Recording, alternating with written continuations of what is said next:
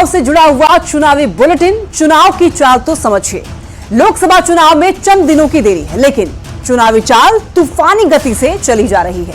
BJP चाल चल रही है, कांग्रेस चाल चल रही है, तो क्षेत्रीय दल भी चाल से कमाल करने की जुगत में है।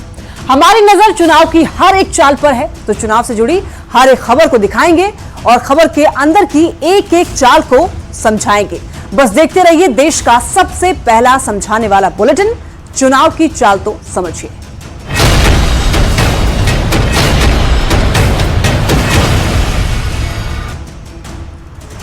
जैसे जैसे लोकसभा चुनाव एक फेज के बाद दूसरे फेज में पहुंच रहा है, नेताओं की बोली एक दूसरे पर और भी तेज और तल्ख होती जा रही है। दरअसल महाराष्ट्र के नांदेड़ में चुनावी सभा को संबोधित करते हुए पीएम मोदी ने राहुल गांधी को लेकर के बड़ी बात कह दी। प्रधानमंत्री ने राहुल गांधी के वायनाड सीट छोड़ने तक की भविष्यवाणी कर दी। तो आखिर क्यों पीएम मोदी चुनाव के बाद विरोधी दलों में सिर्फ फुटबॉल की बात कह रहे हैं, इस रिपोर्ट में देखिए।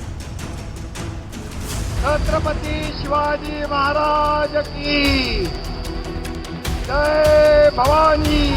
प्रधानमंत्री नरेंद्र मोदी इन दिनों तूफानी दौरे के साथ ही ताबड़तोड़ रैलियां कर रहे हैं। एक के बाद एक राज्यों में जाकर विरोधियों पर निशाना साध रहे हैं। शनिवार को पीएम मोदी ने महाराष्ट्र के नांदेड़ में बड़ी चुनावी रैली की। मंच से बड़ी भविष्यवाणी करते हुए पीएम ने कांग्रेस नेता राहुल गांधी के वायनाड छोड़ने तक की बात कह डाली। कांग्रेस के जो शाहजादे हैं उन्हें भी वायनाड में संकट दिख रहा है। शाहजादे और उनकी टोली 26 अप्रैल को वायनाड में वोटिंग का इंतजार कर रही है। जैसे ही 26 को वायनाड में वोटिंग पूरा हो जाएगा, ये शाहजादे के लिए एक और सुरक्षित सीट घोषित कर देंगे और कहीं और से फिर से लड़ाना पड़ेगा उनको। यही नहीं, प्रधानमंत्री ने चुनाव के बाद विपक्षी गठबंधन के नेता आपस में सिर फुटबॉल करेंगे, एक दूसरे के कपड़े फाड़ेंगे, बाल तक नोचेंगे, ये दावा भी कर दिया। 4 जून के बाद इंडी गठबंधन आज जो 25% सीटों पर बिखरा है, लड़ाई अंदर अंदर लड़ रहा है, 4 जून के बाद वो 100% एक दूसरे के कपड़े फाड़ने वाले हैं, एक दूसरे के बाल नोचने वाले हैं। जैसे जैसे चुनाव की रफ्तार तेज हो रही है, इलेक्शन के फेज धीरे धीरे बढ़ते जा रहे हैं, वैसे वैसे सियासी तूफान भी बढ़ता जा रहा है। विरोधियों पर प्रहार करते पीएम मोदी लगातार एक के बाद एक तंज कस रहे हैं। राहुल गांधी की वायनाड सीट को लेकर पीएम के दिए बयान से राजनीति गर्म है। Bureau report, news 18। और अब इस रिपोर्ट से जुड़ी हुई चुनावी चाल को आपको समझाते हैं। दरअसल पीएम मोदी का राहुल गांधी पर वार वाली चाल को समझिए आप। और देखिए, राहुल गांधी अमेठी सीट से लड़ते रहे थे और स्मृति ईरानी ने उन्हें 2014 के चुनाव में हराया था। अमेठी में हार के बाद राहुल गांधी ने वायनाड सीट को चुना। केरल की वायनाड सीट पर 2019 में वो जीते। अब एक बार फिर राहुल गांधी पर बीजेपी हमलावर है। महाराष्ट्र की चुनावी रैली में पीएम मोदी ने तंज कसा है राहुल गांधी पर। पीएम मोदी ने राहुल के वायनाड छोड़ने का दावा किया है। अमेठी की तरह वायनाड सीट छोड़ने की बात कह डाली है प्रधानमंत्री ने। पीएम ने केरल में गठबंधन के भीतर की कलह बताई। इंडी गठबंधन में अंतर्कलह की बात अब लोगों को प्रधानमंत्री ने बताई है। इस बार राहुल गांधी के खिलाफ बीजेपी लेफ्ट उम्मीदवार मैदान में है। राहुल के खिलाफ इंडी गठबंधन की पार्टी प्रचार कर रही है। पीएम प्रधानमंत्री इस बात को जनता के बीच पहुंचा रहे हैं। प्रधानमंत्री अपनी सभाओं में राहुल गांधी पर तंज कसते हैं। पहले अपने सहयोगियों से निपटने की बात पीएम कह रहे हैं। भागलपुर में चुनावी रैली के मंच से कांग्रेस नेता राहुल गांधी ने केंद्र सरकार पर निशाना साधा। तो केंद्र में सरकार बनने पर युवाओं को नौकरी और हर महीने भत्ता देने का वादा भी कर दिया। राहुल गांधी ने मंच से पूर्णिया सीट से आरजेडी प्रत्याशी बीमा भारती को जिताने की अपील करके एक तरह से पप्पू यादव को तगड़ा झटका दे दिया है।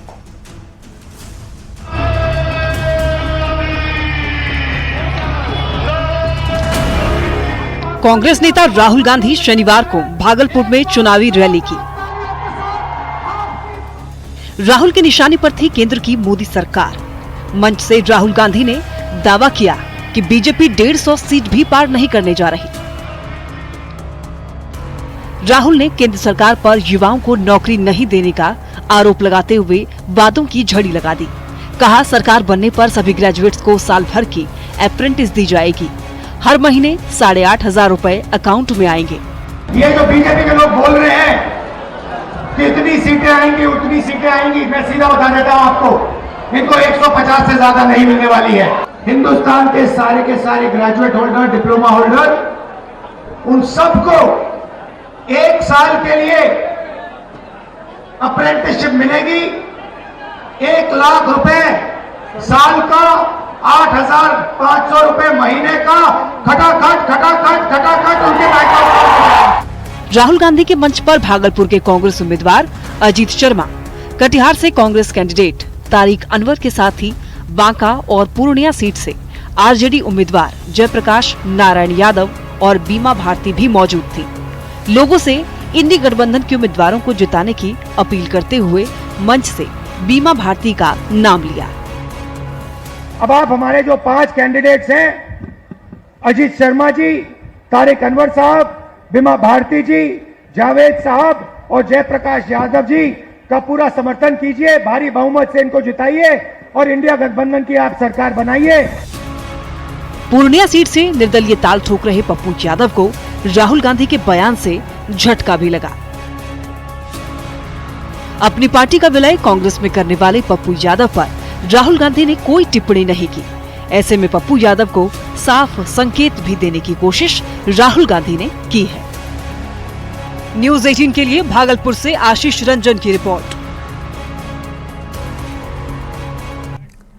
अब इस रिपोर्ट से जुड़ी हुई चुनावी चाल को समझाते हैं आपको। दरअसल बीजेपी के लिए राहुल के दावे वाली चाल को आप समझिए। कांग्रेस के नेता लगातार जीत के दावे कर रहे हैं। इंडी गठबंधन की एनडीए पर जीत के दावे हो रहे हैं। भागलपुर की रैली में राहुल गांधी ने भविष्यवाणी की कि भारतीय जनता पार्टी के 150 सीट ही जीत पाने का दावा कर दिया है। राहुल गांधी ने जनता में केंद्र सरकार के खिलाफ नाराजगी की भी बात कही और इधर राहुल पर तंज कसने के बीजेपी नेताओं का जवाब भी दिया। लोगों के बीच वादों की झड़ी राहुल गांधी ने लगा दी मंच से। जैसे युवाओं के रोजगार की बात उन्होंने की, रोजगार से लेकर किसानों तक की बात करते हैं। बेरोजगारी दूर करने, युवाओं को भत्ता देने की भी बात कही और इधर सभी ग्रेजुएट युवाओं को प्रति महीने 8,500 रुपए देने की भी बात राहुल गांधी ने मंच से कही।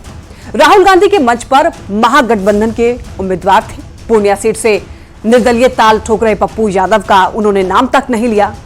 इधर बीमा भारती को जिताने की अपील की लोगों से और राहुल के इस बयान से पप्पू यादव को झटका भी लगा है।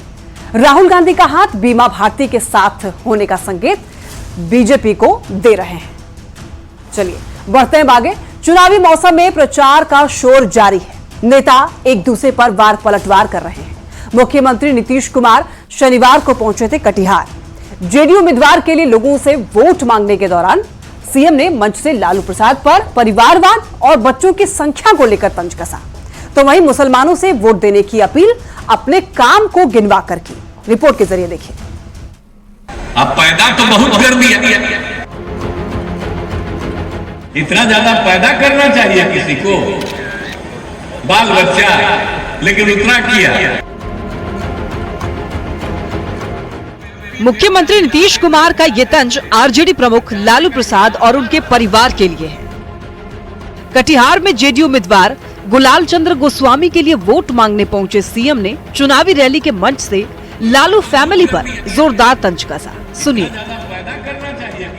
हट गए तब बीवी को बना दिया, अब आजकल बाल बच्चा को, अब पैदा तो बहुत कर दिया, इतना ज्यादा पैदा करना चाहिए किसी को, बाल बच्चा, लेकिन उतना किया। सीएम नीतीश कुमार ने मुसलमानों से एनडीए प्रत्याशी के पक्ष में वोट की अपील भी की। मुख्यमंत्री ने कहा कि पहले हिंदू मुस्लिम का झगड़ा होता था, जिसे उनके शासनकाल में खत्म कर दिया गया। मंच से सीएम ने मुसलमानों से अपील की कि आप क्यों बीजेपी के खिलाफ हैं? अब तो बीजेपी सरकार के साथ प्रदेश का शासन चला रही है। जो मुस्लिम का झगड़ा होता था, बताइए, हम तो उसको खत्म करवा ही दिए। काहे के लिए आप बीजेपी के खिलाफ हमारे साथ रखे जी?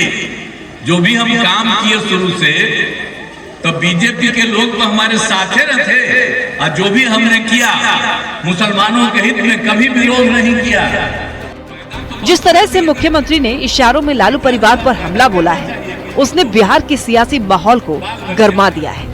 चुनाव प्रचार को लेकर जिस तरह से नेता एक दूसरे पर वार पलटवार कर रहे हैं, उसने गर्म मौसम में राजनीतिक उबाल जरूर ले आया है। न्यूज़ 18 के लिए कटिहार से सुब्रत गुहा की रिपोर्ट।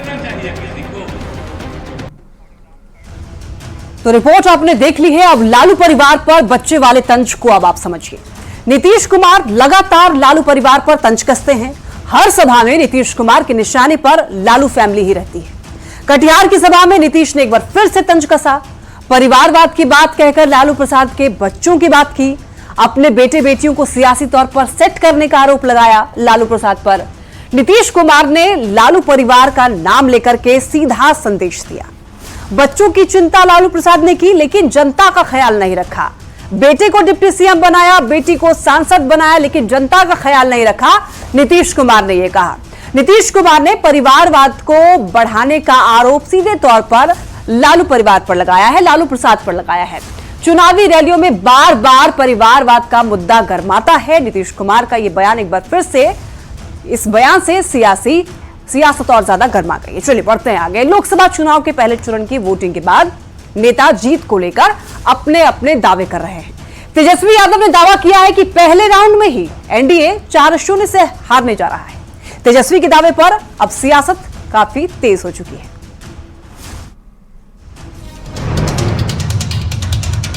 पहले चरण की वोटिंग के बाद सभी दलों के नेता जीत के दावे कर रहे हैं। नेता प्रतिपक्ष तेजस्वी यादव ने बीजेपी और एनडीए पर तंज कसते हुए कहा कि बिहार इस बार के चुनाव में चौंकाने वाला नतीजा देगा। बीजेपी 400 पार के नारे दे रही हो, पर पहले चरण में ही इनकी फिल्म सुपर डुपर फ्लॉप हो चुकी है।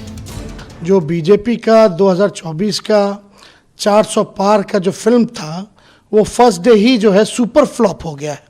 और काट की हांडी जो है बार बार नहीं चढ़ती है। और ये जो बीजेपी का जो जुमलों का जो पहाड़ था, ये दह चुका है। तेजस्वी के दावे पर बीजेपी ने जोरदार पलटवार किया है। रविशंकर प्रसाद ने पहले के चुनाव के बाद के दावे की याद दिलाई, तो डिप्टी सीएम विजय सिन्हा ने परिवारवाद को लेकर तंज कसा। सुबह दावा करने में क्या आपत्ति है भाई? ये वो 14 में भी दावा कर रहे थे, 19 में भी दावा कर रहे थे, 20 के विधानसभा में भी कर रहे थे। याद है ना आपको? निर्णायक ऐतिहासिक जीत होगी बिहार में 40 की 40। तेजस्वी यादव जी क्या कहेंगे कि वो हम फ्लॉप हो गए? वो अपने बारे में लिखेंगे कि हम फ्लॉप हो गए? कह तो दिए कि उनकी पारिवारिक जिम्मेदारी समाप्त हो जाएगी, परिवार का एक सदस्य नहीं जीतेगा। पहले चरण की वोटिंग खत्म होने के बाद अब नेता जीत के दावे कर रहे हैं। एलजेपीआर प्रमुख चिराग पासवान ने बिहार के फर्स्ट फेज की सभी 4 सीटें जीतने का दावा किया है।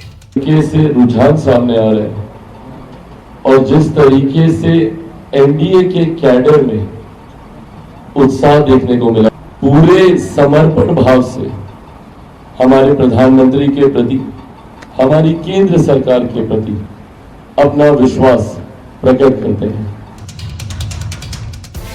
नेताओं के दावे के बीच सभी को इंतजार 4 जून का है, जब 7 फेज के चुनाव के नतीजे आएंगे। वैसे हर बार नेता दावे यूं ही करते हैं, पर तेजस्वी यादव के दावे ने सियासत को गर्मा जरूर दिया है। Bureau report, news 18।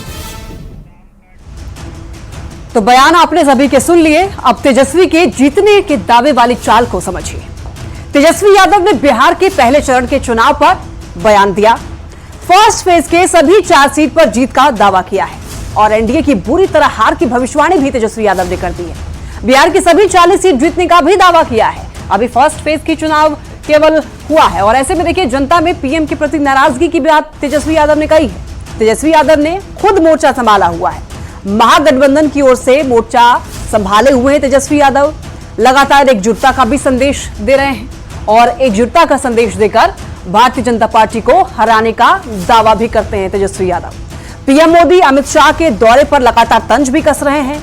कह रहे हैं कि यहां कितनी बार भी आ जाइए, चुनाव प्रचार कर लीजिए, लेकिन कोई फर्क नहीं पड़ने वाला है और यह दावा तेजस्वी यादव लगातार कर रहे हैं। और यहाँ वक्त तो चला एक छोटे से ब्रेक का, जल्द लौटेंगे।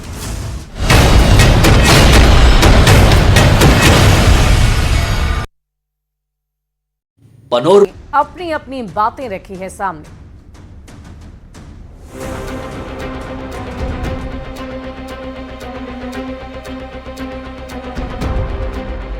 2024 चुनाव के पहले दौर में किसका जोर चलेगा, किसकी हवा बही, कौन किस पर भारी है, अब ये 4 जून को पता चलेगा। लेकिन पहले चरण के रण से जो तस्वीर सामने आई, जो दावे वादे हुए, उससे यह साफ है कि मुकाबला जबरदस्त है। बिहार में 4 सीटों पर वोटिंग पूरी हो गई। वोटर्स ने अपना मत ईवीएम में कैद कर दिया और इसी के साथ शुरू हो चुका है दावों का दौर। बीजेपी कहती है लालटेन बुझ गया है, अगले मतदान तक लालटेन साफ हो जाएगा। स्पष्ट दिखाई दे रहा है कि इस बार भी बड़े मार्जिन से एनडीए के प्रत्याशी हमारे सभी जीतेंगे। चारों की चारों सीट हम लोग बड़े मार्जिन से एनडीए जीतेंगे। तो चिराग पासवान दावा करते हैं कि हम लोग बड़े अंतर से चुनाव जीत रहे हैं। इस बात को ध्यान जरूर दीजिएगा, हम लोग बड़े अंतर से इस बार 40 सीटें जो जीतेंगे उसमें विनिंग मार्जिन जो होगा वो काफी बड़ा रहेगा।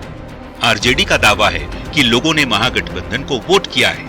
चारों जगह जो भी वोट पड़ा है महागठबंधन को पड़ा है और हम लोग निश्चित है 4 सीट आज का जीते। कांग्रेस प्रदेश अध्यक्ष अखिलेश सिंह कहते हैं कि जनता गोलबंद होकर इंडिया अलायंस को जिता रही है। सारा लोग गोलबंद होके महागठबंधन को वोट कर रहा है। बीजेपी करे सफाया हो जाएगा एक बार फिर से। बीजेपी का सफाया हो चुका है। वोटर्स ने अपना रिजल्ट तो सुना दिया, नेता जीत के दावे कर रहे हैं, लेकिन किसके दावे में कितना दम है ये 4 जून को ही पता चलेगा। Bureau report, news 18। और चुनाव में जीत के दावे की सियासत को समझिए। बिहार में पहले फेज की वोटिंग हुई। बिहार में कुल मिलाकर 7 फेज में चुनाव है, यानी अभी 6 फेज में मतदान बाकी है। नेता जानबूझकर जीत के दावे करते हैं ताकि कार्यकर्ता का मनोबल बढ़े और लोगों का झुकाव उनकी तरफ हो, और इसीलिए अपने वादों को बार बार गिनवाया जाता है। बढ़ते हैं अगली खबर की ओर। लोकसभा चुनाव के पहले फेज में बिहार की 4 सीटों पर वोटिंग हुई है। वोटिंग के दौरान लोगों में जबरदस्त उत्साह दिखा और अलग अलग तरह के रंग भी नजर आए, जो बताने के लिए काफी है कि लोकतंत्र के महापर्व में लोगों ने कितना बढ़ चढ़कर हिस्सा लिया है।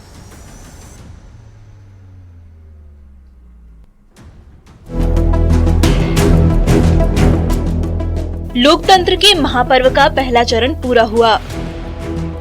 बिहार की 4 सीटों सहित देश भर की 102 सीट पर वोटिंग की प्रक्रिया पूरी हो गई।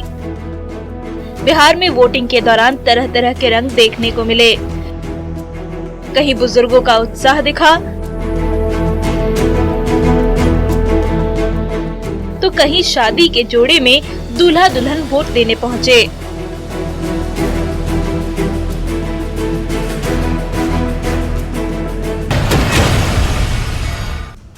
ब्रेक के बाद आपका स्वागत है। बढ़ते हैं खबरों में आगे। गोड्डा की कांग्रेस उम्मीदवार दीपिका पांडे सिंह के खिलाफ असंतोष की आवाज गूंजने लगी है। कांग्रेस विधायक प्रदीप यादव और फुरकान अंसारी के 1 सप्ताह के अंदर उम्मीदवार को बदलने का अल्टीमेटम दिया है।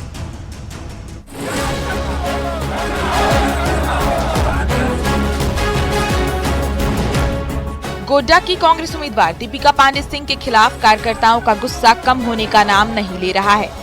कांग्रेस विधायक प्रदीप यादव के समर्थकों ने विरोध की आवाज बुलंद कर दी है। सरैयाहाट में जुटे कांग्रेस समर्थकों ने पार्टी नेतृत्व को अल्टीमेटम दिया कि जल्द से जल्द उम्मीदवार नहीं बदला गया तो गोड्डा से कांग्रेस की हार तय है। ये गलत निर्णय है पार्टी का। हम लोग इसका घोर विरोध करते हैं और इस पर पुनर्विचार करने के लिए आलाकमान को आग्रह करते हैं। जिस दिन से टिकट हमारे दीपिका सिंह पांडे जी को मिला है, तब से एक कार्यकर्ता मुझे फोन करके बोलता है कि भैया किसको वोट देंगे। कांग्रेस उम्मीदवार दीपिका पांडे सिंह के खिलाफ प्रदीप यादव के समर्थकों ने तो मोर्चा खोल ही दिया है। कांग्रेस नेता फुरकान अंसारी और इरफान अंसारी के समर्थकों का गुस्सा भी उबल पड़ा है। अगर हिस्सा नहीं मिलता है, 7 दिन का टाइम देता है अगर 7 दिन में अगर नहीं मिलता है, अगर हिस्सा हम लोग को अल्पसंख्यक को खाली वोट देने के लिए है क्या? हम लोग किसी को जागीर नहीं है कि पूरे झारखंड में हमारे तमाम मुस्लिम लोग जो है नोटा में वोट देंगे। हम लोग ये निर्णय ले चुके हैं। अब हम लोग जागे हुए तो पहले से हैं, लेकिन हम लोग बहुत आशा देख रहे थे, आशा को निराशा में बदल दिया। मैं किसी ब्राह्मण का विरोधी नहीं हूँ, मैं किसी राजपूत का विरोधी नहीं हूँ। सबका कोटा है, यदि मान लीजिए तो कोटा के तहत मिलना चाहिए था। और जब टिकट देने की बारी आई तो इस पर आलाकमान से फिर से मैं कहूंगा कि देखिए भारी आक्रोश है। गोड्डा से कांग्रेस के टिकट के दोनों दावेदार प्रदीप यादव और फुरकान अंसारी के समर्थक पार्टी नेतृत्व के खिलाफ सड़क पर उतर आए हैं। पार्टी में उभर रहे असंतोष के बीच कांग्रेस उम्मीदवार दीपिका पांडे सिंह ने चुनाव प्रचार तेज कर दिया है। उन्होंने दावा किया है कि रूठे कार्यकर्ताओं को मना लिया जाएगा। चाहे वो हफीजुल अंसारी जी हो, चाहे बादल पत्रलेख जी हो, या फिर फुरकान चाचा हैं, चाहे प्रदीप भैया हैं, संजय यादव जी से जाके हमने मिल के आशीर्वाद लिया है, सुरेश पासवान जी से मिलने जा रहे हैं। तमाम महागठबंधन के नेता कार्यकर्ता सब आपको एक छत्र के नीचे दिखेंगे। कांग्रेस नेतृत्व के लाख प्रयास के बावजूद गोड्डा के कांग्रेस उम्मीदवार को लेकर पार्टी कार्यकर्ताओं की नाराजगी कम होने के बजाय दिन ब दिन भड़कती जा रही है। अब सवाल उठ रहा है कि भीतरी अंतर्कलह से जूझ रही कांग्रेस क्या गोड्डा सीट जीत पाएगी या इस असंतोष का फायदा बीजेपी को मिलेगा। नीतीश कुमार, न्यूज़ 18, दुमका। और यहाँ रुक रहे हैं एक छोटे से ब्रेक के लिए, कहीं मत जाएगा, देखते रहिए न्यूज़ 18।